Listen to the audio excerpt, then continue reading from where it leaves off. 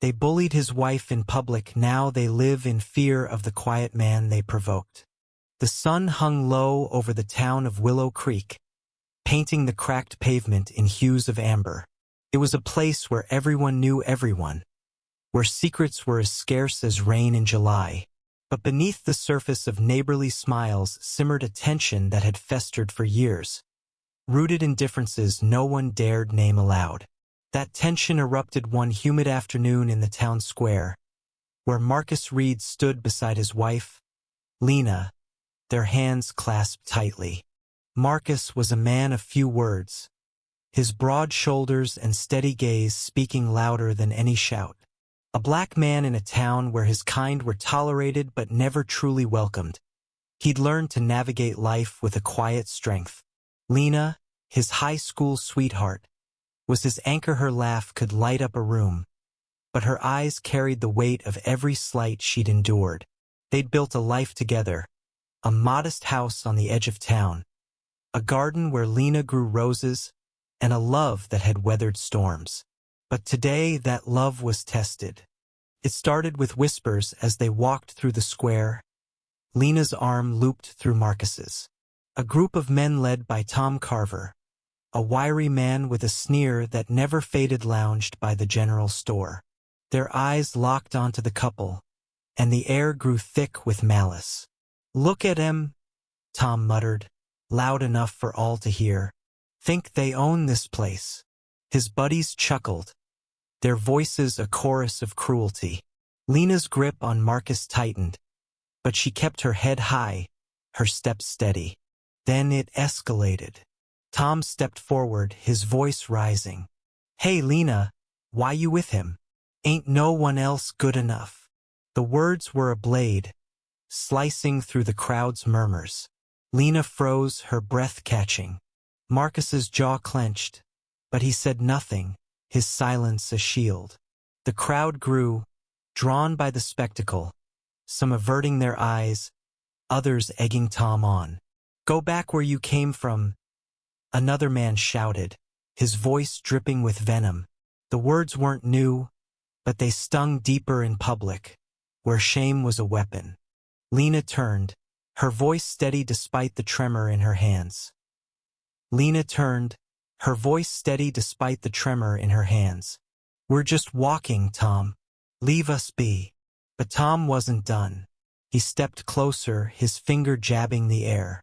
"You don't belong here, neither of you."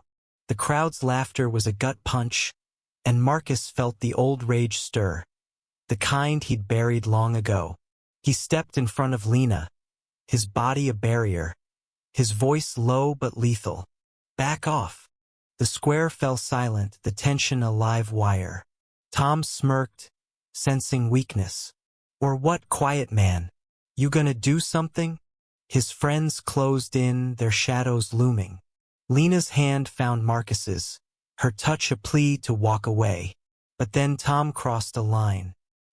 He spat at Lena's feet, the act so vile it seemed to choke the air itself. The crowd gasped, some in shock, others in cruel delight.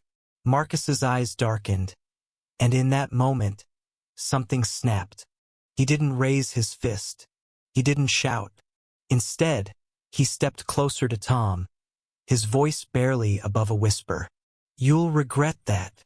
The words were ice, sharp and unyielding. Tom laughed, but it was hollow, his bravado faltering under Marcus's gaze. The crowd dispersed, uneasy, as Marcus and Lena walked away, their dignity intact but their hearts heavy. Word spread like wildfire. By nightfall, Willow Creek was buzzing not with the usual gossip, but with fear. Marcus Reed, the quiet man, had become a specter in their minds. What would he do? The town had underestimated him before, dismissing him as just another outsider. But now, they saw something else.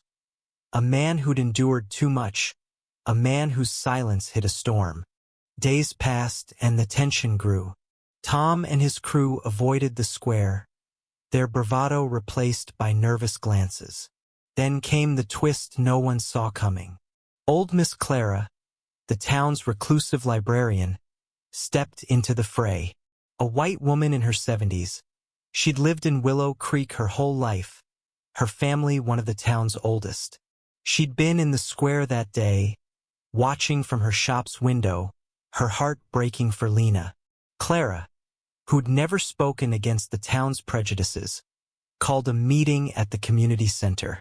The room was packed, the air thick with unease. Clara stood at the front, her frail frame trembling with resolve. "I've been silent too long," she said, her voice cracking but firm.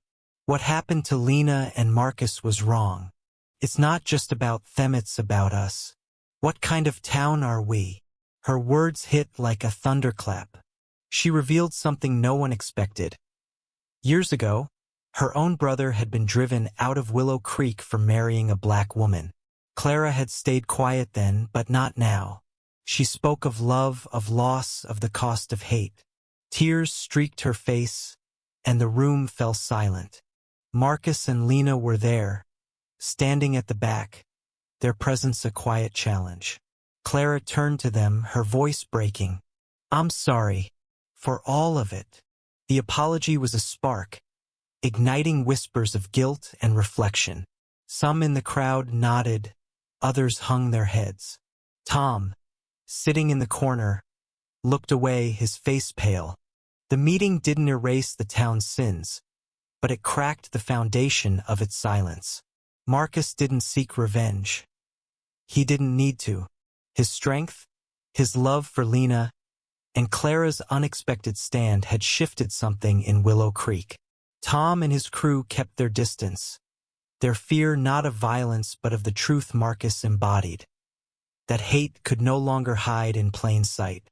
Lena's roses bloomed brighter that spring, a quiet testament to their resilience. Months later, the square was different. Not perfect, but changed. Neighbors greeted Marcus and Lena with nods, some with tentative smiles. Clara became a regular at their home, sharing tea and stories of her brother.